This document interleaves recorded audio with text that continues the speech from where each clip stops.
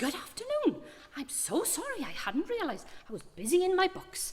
Now, I wonder where you are from today. I am around this area here. Can you see it in the green? I wonder if you might be from here, or down here, or over there. Wherever you are, I hope you'll have a wonderful day today. We are going to be looking at all kinds of crazy things. Things like chemistry, biology, physics, and we'll be looking at great experiments. That's what I was looking at here in my book. Before we start, I'd like to know how you feel today. I wonder if you could choose one of these. Are you feeling happy? Are you feeling sad? Are you feeling very cheeky? Or are you feeling shocked? Or maybe you're feeling very tired. Well, I am excited today.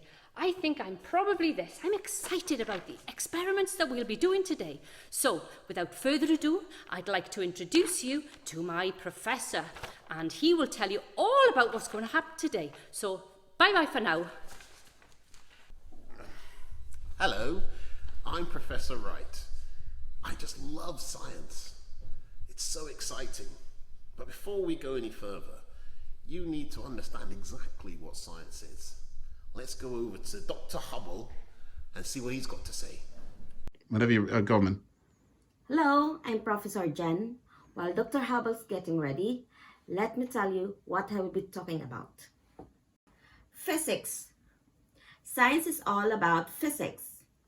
How things bounce with each other and move about. Have you ever wondered, when you bounce a ball on the table, why it doesn't go straight through? Chemistry. Science is all about chemistry. Mixing chemicals together and waiting to see the reaction, or watching for explosions in my case. Biology. Science is all about biology. What is around us?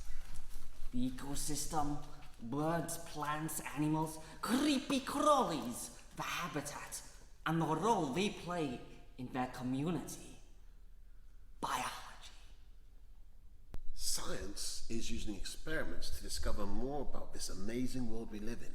And this is exactly what we're going to do. We are going to do experiments to discover how wonderful this whole world is. Then we're going to look at the Bible to discover how even more wonderful God is. Here is a fantastic opportunity to discover the wonderful world that we live in. Okay, so now we're going to try our experiment to try and make fuel for our rocket. For this experiment, you're going to need two things: a bottle of Coke and some Mentos. So, what we're going to do is take the lid off the Coke, One Mentos, stand far back, two Mentos. Let's have one more, just to make sure it shoots up high. 3 Mentos. Now this is the tricky bit. Getting them in as quickly as you can and standing far back so that you don't get shot by the rocket. Count me down, kids. 3, 3, 2, 2, 1. 1. Wow! Oh my gosh! Wow! How high did that go? I'm sure you can do much better than us, so it goes this high. Let us know. Hi. Привет! What did you think of the experiment? Do you think I could use it to power my rocket? Maybe you should try doing this at home, with your parents' permission of course, and outside. If you try it, make sure you share your photos of your experiment with us. I love looking at things in detail. However, what I really like is my telescope. I've got one here that I used to use when I was very young, and I can see things a long way away. But we're going to make a telescope together because I've got a telescope that's in space. Years ago, they used to look at the stars and they used to look up from where they lived. But then they went on top of mountains to look at the stars, but they could only see a certain number. So I thought it'd be a good idea to put a telescope in space, and then we wouldn't have any clouds in the way, so we could use it all the time, and we could see things a lot further away. So that's called the Hubble telescope.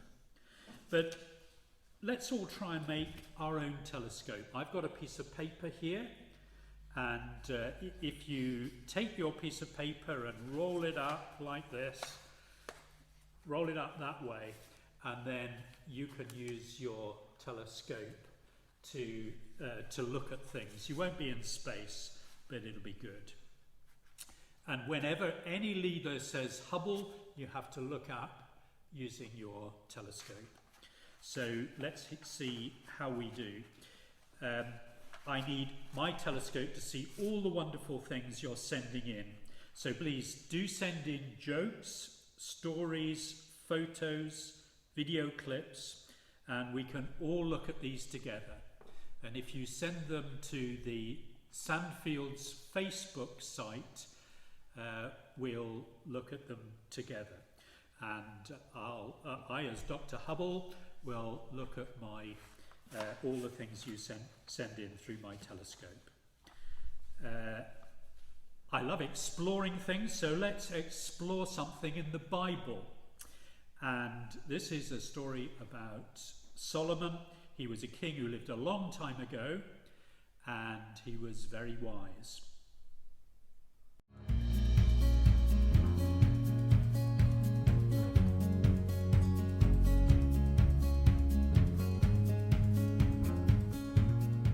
Over 3,000 years ago, in the country of Israel, there was a king called Solomon. His father was the famous King David. Solomon, like his father, loved God. Just before he died, David told Solomon to follow God, and that's what Solomon tried to do.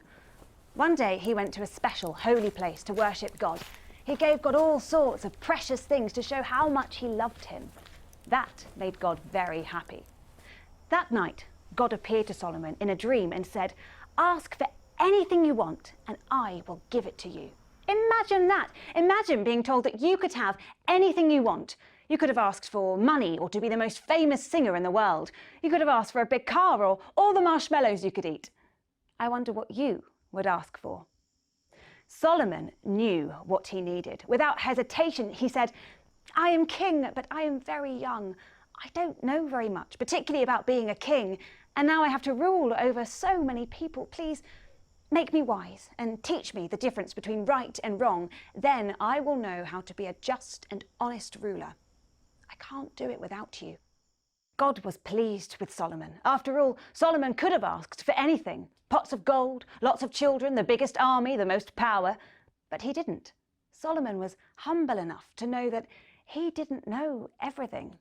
And so God made Solomon the wisest person that had ever lived.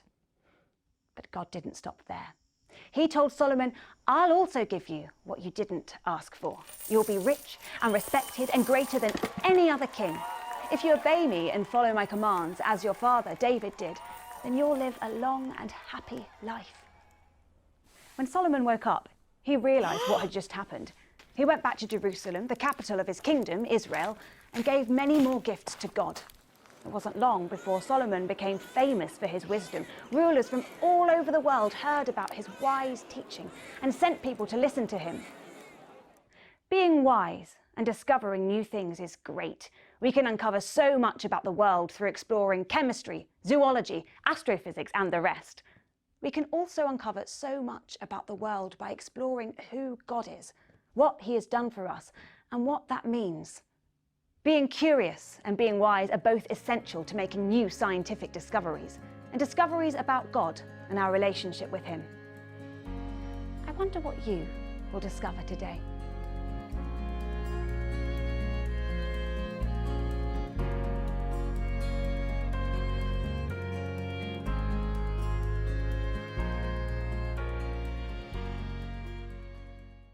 God is so wonderful and powerful. He can give anything, including wisdom. He is, after all, the wisest of all. Oh, that was an interesting story, wasn't it? I wonder, What did you think of the story? I wonder what it means to be wise. And what do you remember? Where did Solomon get the wisdom from? And why did he ask for it?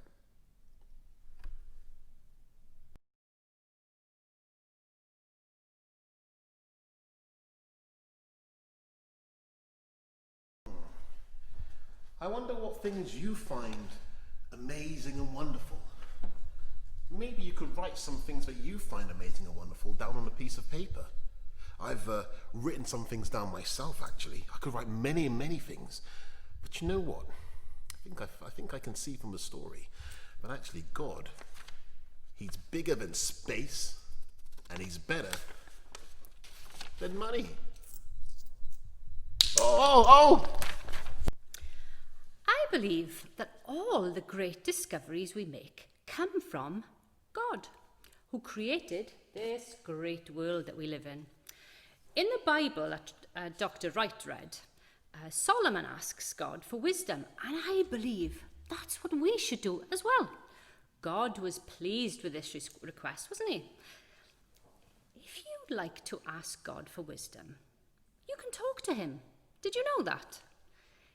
Just like a friend, just like you talk to your best friend. When Christians talk, they pray, and anybody can pray. That just means that they're having a chat with God. Perhaps, if you'd like to, you could put yourself on mute for a minute, hide your camera, and prepare yourself to talk to God, who is bigger than space and better than money. So, are you ready to pray?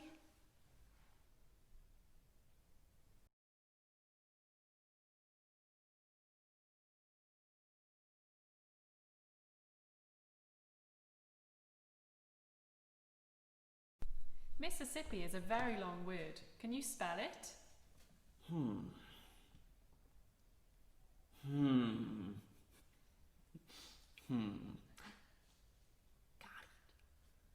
IT. Okay. David's father has 3 sons, Snap, Crackle, and... Pop. No. Niet. David. Yes. Da. You live in a 1-story bungalow made entirely of red wood. What colour are the stairs? A bungalow. Red wood. But are no stairs in a bungalow. Yes, well done. And last one, what goes up a chimney down but can't go down a chimney up?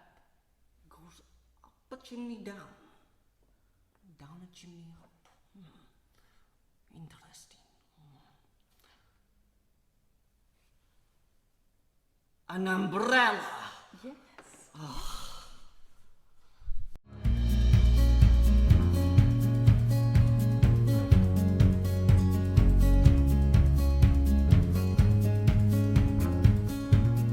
I wonder what it's like being a chemist and a Christian.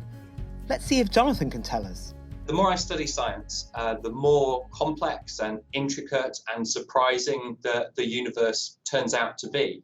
But for me, that reinforces my sense of wonder in God as creator. The more the universe seems to fit together and follow laws and rules, and that there is a coherence behind it, the more it makes sense to me that there must be a creator, and that a rule maker, a lawmaker, that is behind that. What different questions can you answer through studying chemistry or other sciences? Yeah. So science is a way of making sense of the world, and it's very good at explaining all sorts of different natural phenomena. So if you've got a question such as why is the sky blue, or how old is the universe, science is very good at bringing together different bits of information and putting them together in a way that can explain those sorts of things. But there's also lots of questions that science just can't answer. Science describes the universe as we find it, but it doesn't explain why it's that way in the first place. And science can't tell us why we should do things. It can only tell us how things are. And for all those sort of big questions, we need other tools for answering them, because science just can't say anything about them. And so for me, Christianity is a great way of understanding how to answer some of those other questions. So how should I live my life? You know, what is the meaning and purpose of the universe? And these aren't scientific questions. Science can't provide answers for them, but Christianity can. And so for me, the more I learn about Christianity, I certainly don't have answers to all of those questions, but it helps me answer those questions and live out my life in a way that I want to live.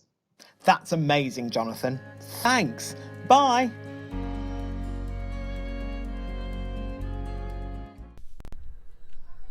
Oh, wow. What an amazing day. I hope you've enjoyed today's Wonder Zone experiment. It's been amazing, hasn't it? You know, I know I've dressed up a bit weirdly with my professor's coat and my extra goggles. I wonder if you could make a better photo of yourself dressing up as a professor. If you'd like to, you can send in photos of yourself dressed up as a professor, or you can send in pictures of yourself, pictures on the paper, to describe how amazing and wonderful God is and what He's bigger than, just like I did. Or you can even send in videos of yourself doing that Memphis experiment. Wow. Either way, if you'd like to send in any of these, send them in to the Sandfields Presbyterian Church Facebook page, and we'll look at the best ones. Okay, hope to see you tomorrow, but before we go, I'm just going to do a quick prayer. I think it was good that Solomon prayed for wisdom, so if you'd like to join me in prayer, you can put your hands together and close your eyes. We're going to talk to God now. Dear Lord, just want to thank you for today's session. Thank you for everything we've learned and the great insight from Dr. Hubble and the wacky professors. And we just hope that you help us to be wise too. Wise in you and to seek your ways first. Help us to come again tomorrow, Lord, if we're able, and to enjoy more of the show. In your name, Jesus. Amen. See you tomorrow, guys.